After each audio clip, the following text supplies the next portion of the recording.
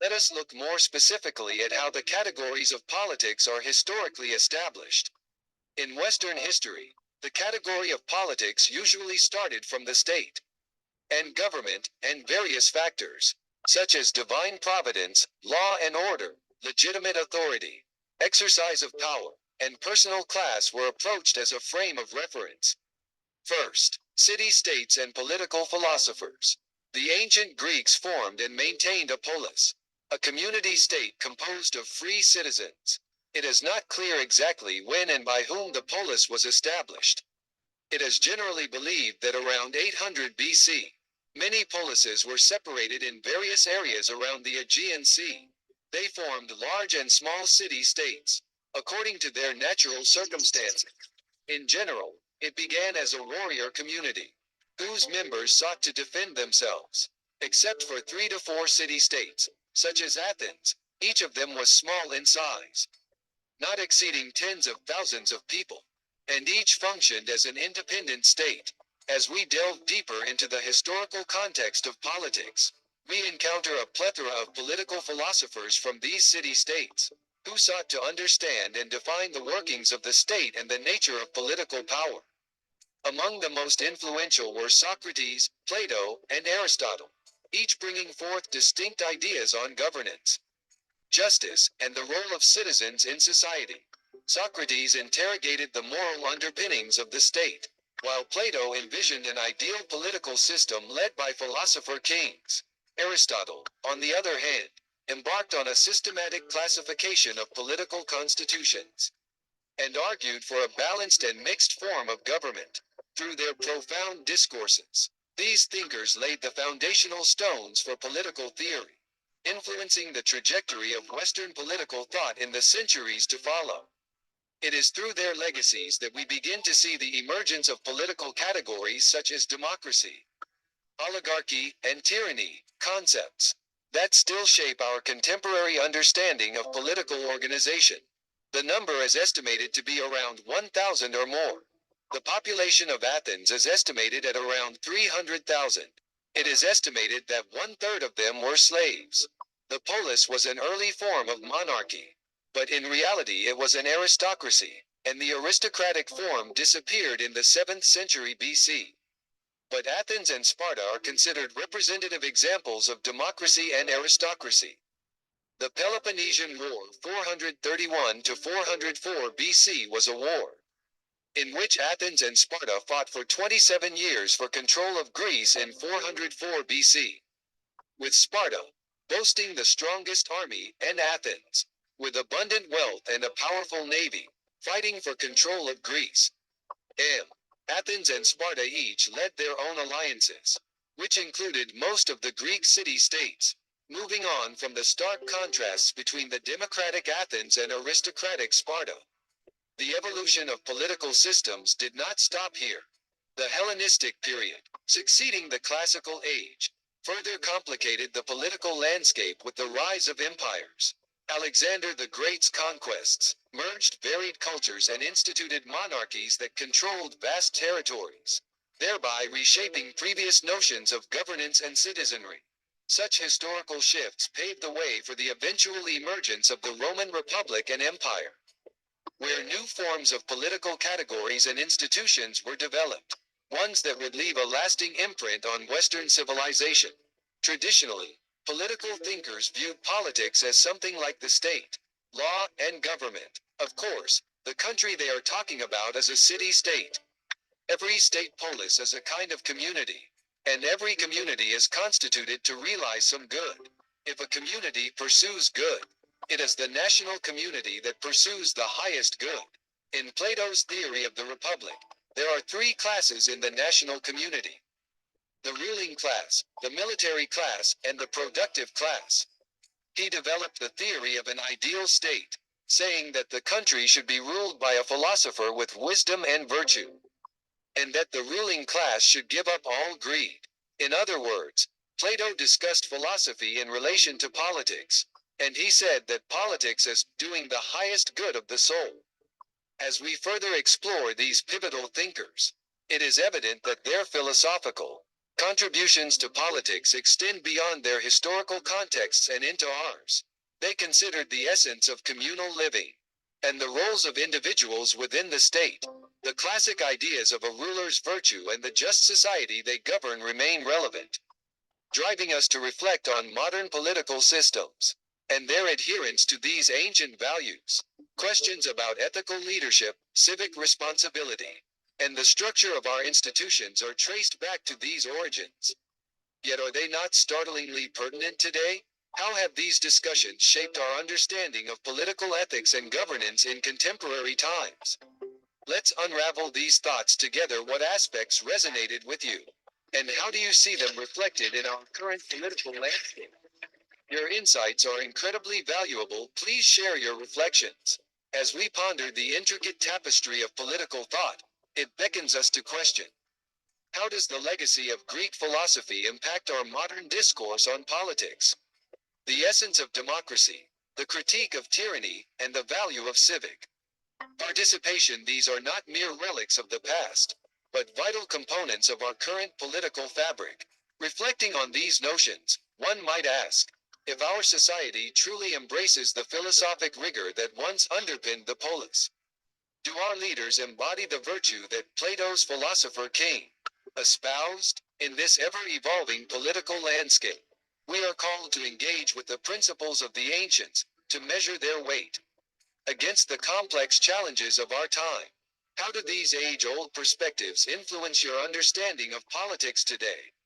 I invite you to share your reflections on these enduring questions. However, the ideal state or monarchy ruled by the philosopher king is sacred, and so perfect that it is defined as a fixed model in heaven.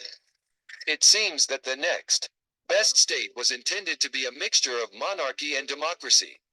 His disciple Aristotle viewed politics as the best community. That is, the process of people living together and pursuing the best life.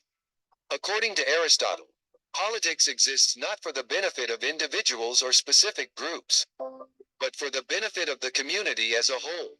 In Aristotle's political philosophy, the concept of supreme community forms the core of his thought. To explain this in more detail, it is as follows. Aristotle emphasized the importance of community in his political philosophy. He views humans as essentially social animals.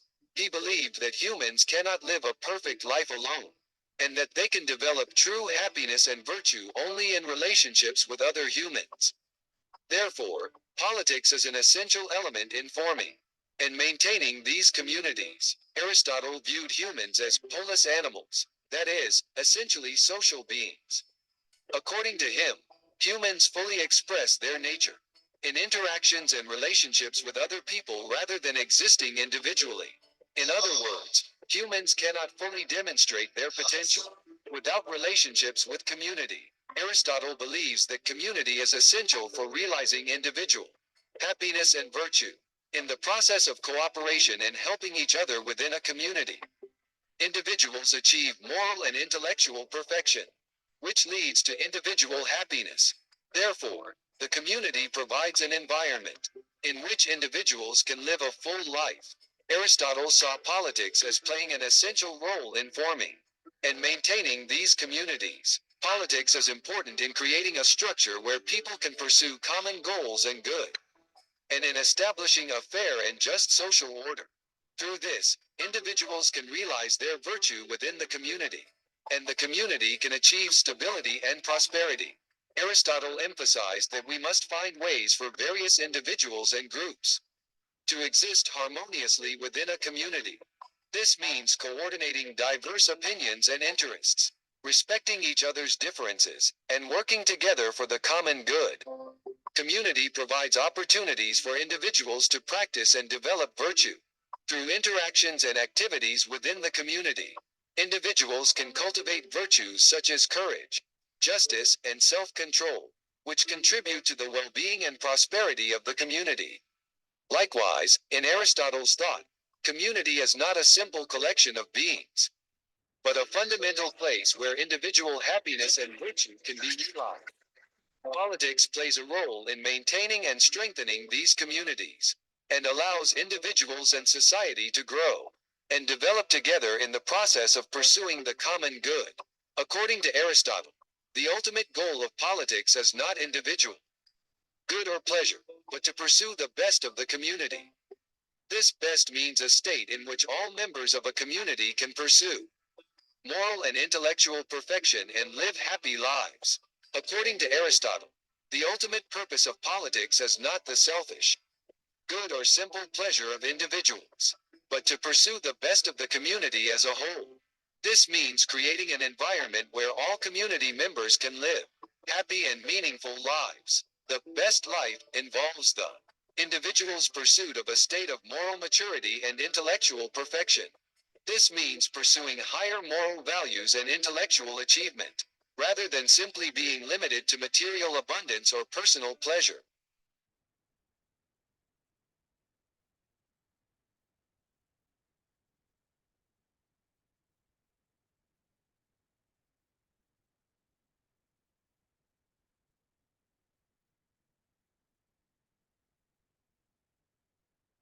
Understanding Civilization, the YouTube channel where we take a closer look at the history of political thought and philosophy.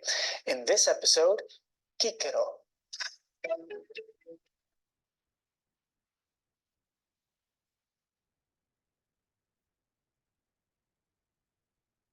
The Roman Republic was founded in 510 BC and over the course of the next 5 centuries would come to rule the entire Mediterranean.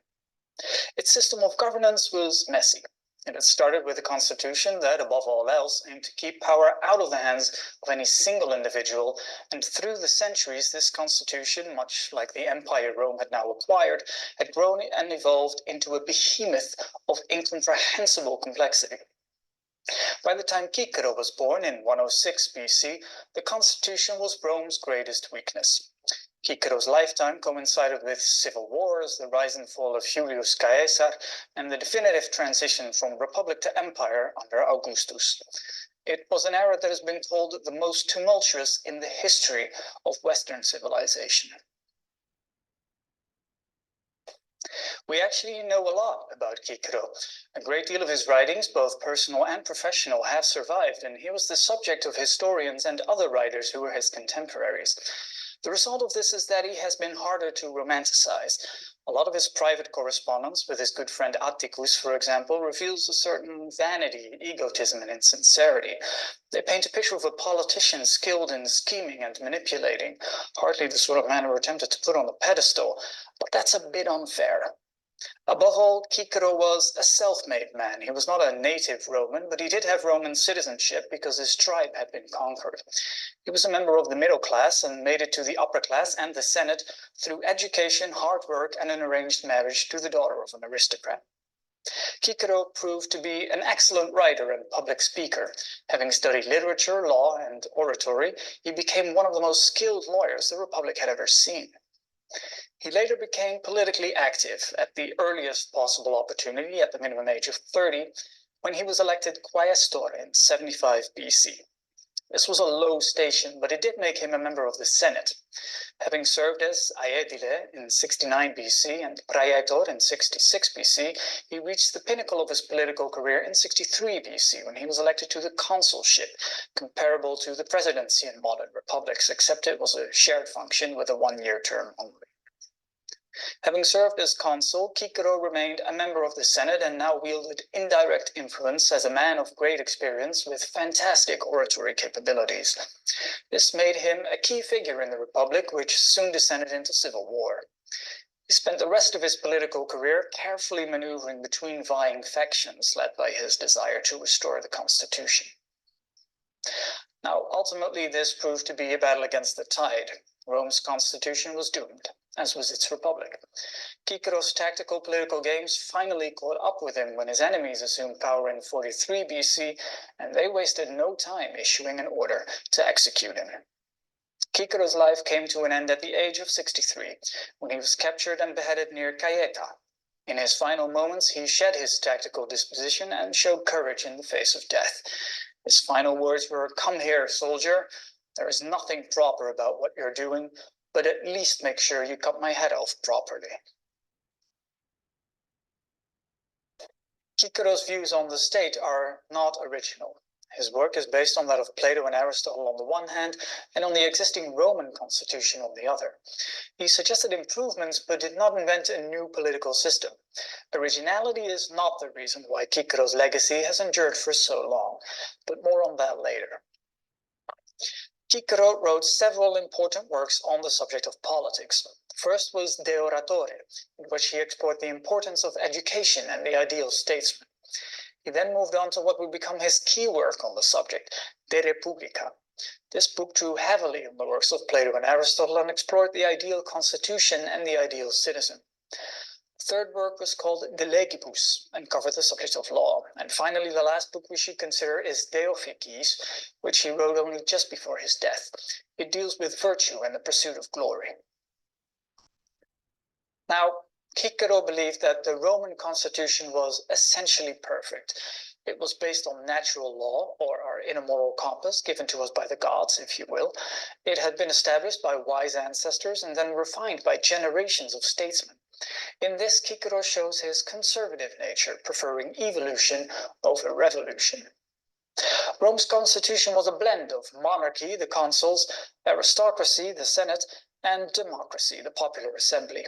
This made it, Cicero believed, the perfect mix of those three basic forms of government that had at this point become well established in Hellenic thought.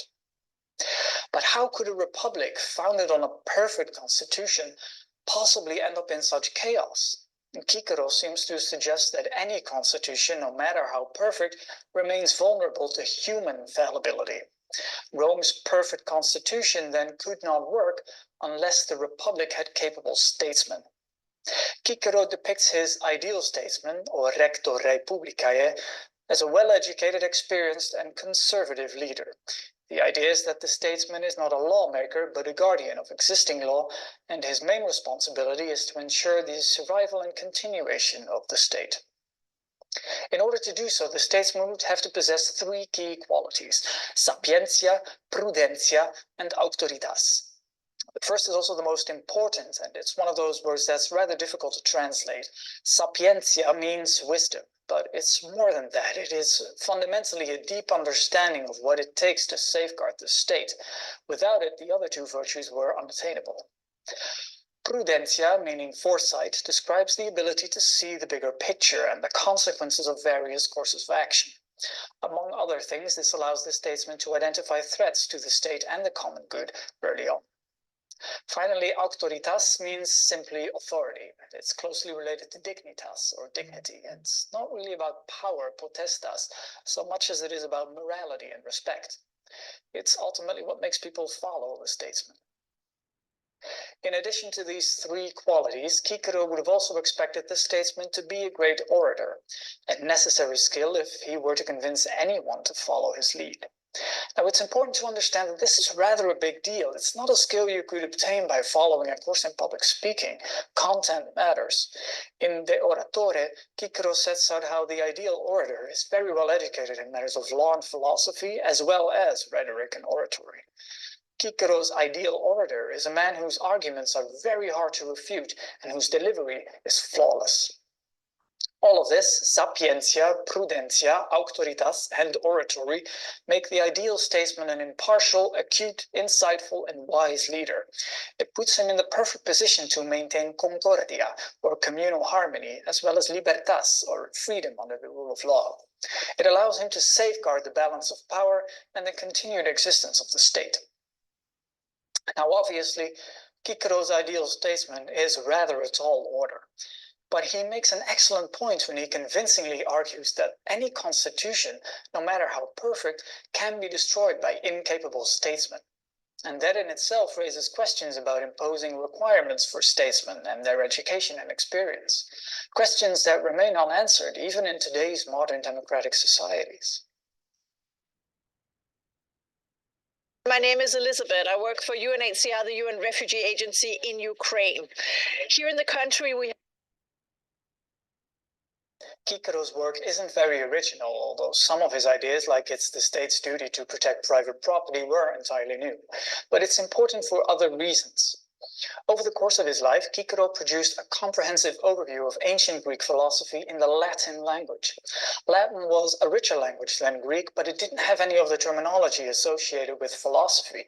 So Cicero invented it. He gave us words such as humanitas, moralis, and essentia, or human nature, moral, and essence in modern English. He was also a very skilled writer. The flow and style of his oratory is beautiful, and it captivated readers throughout the ages to such an extent that Cicero, perhaps more than any other writer, had a profound impact on how the Latin language has come down to us through the ages. The fact that his works were so pleasant to read and that we know so much about him also made sure his ideas were preserved and that they continue to inspire generation after generation. His oratory style has influenced historical figures such as Edmund Burke, Abraham Lincoln, and Winston Churchill, and his views on the mixed constitution had a big influence on the Renaissance, the Enlightenment, the French Revolution, and the formation of the United States. Cicero is a crucial link to our Western past, and his writings are fundamental in understanding the origin of Western civilization. If you'd like to learn more about Cicero, the general rule of thumb would have to be that it's best to stick to books that were published after the mid-20th century. That's because knowledge of the ancient Roman world dramatically improved in the decades before that, and writers from the 19th century often have a limited or even false understanding of ancient Roman politics. The best place to start is with biographies that depict the man and the republic in which he lived. I recommend the works by D.R. Shackleton Bailey, Elizabeth Rawson, and Anthony Everett. For a closer look at Cicero's political thought, there's a wide range of literature available. 3 authors I can recommend to you are Neil Wood, Jonathan Powell, and Jonathan Zerecki. If you'd like to read Cicero's prose, but your Latin is a bit rusty, I recommend you get your hands on the English translations from the Cambridge series or the Loeb editions of the Harvard University Press. And finally, Latin versions of Cicero's work are easily accessible through the Perseus Digital Library. Well, that concludes this episode. I hope you've enjoyed it. I'd like to thank you very much for watching it. See you next time. Goodbye.